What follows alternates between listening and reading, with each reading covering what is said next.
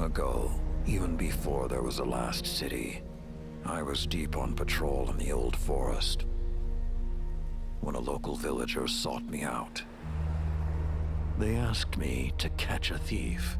I told them the Iron Lords were no mercenaries, but I saw their pride as well as their poverty. And they offered me a loaf of black bread instead of coin.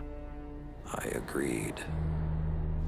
Just before sunrise, I caught my thief. A young girl, stealing what she could carry. Food when she could find it, coin when she couldn't, weapons to protect what she had taken. There was no fear in her eyes. She said the bandits in the forest ordered her to steal in exchange for protection. The penalty for theft in those times was death.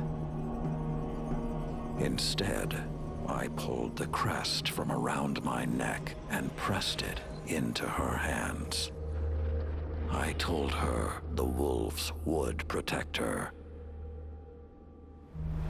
In a settlement rich with stolen supplies, I found the bandits and cut them down. 38 lives to spare one.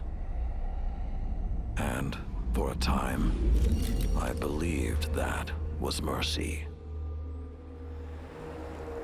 Many winters passed before I found myself back in that part of the old forest. This time, no one sought me out. So I sought them instead. Wind blew through rotted wood and rusted metal where the village once stood.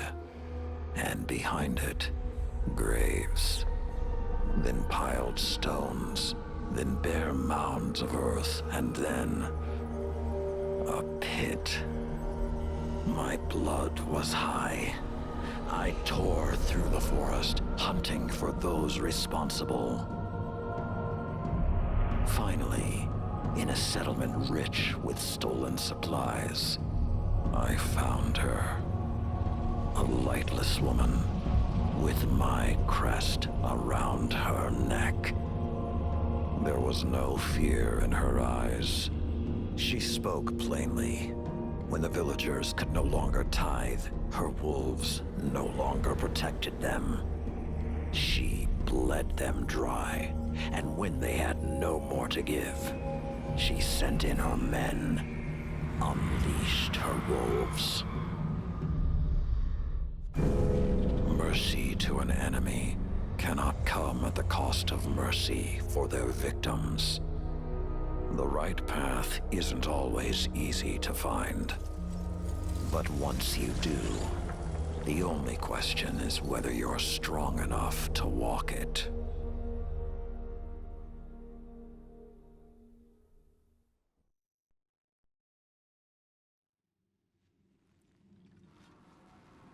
Consider that the next time you feel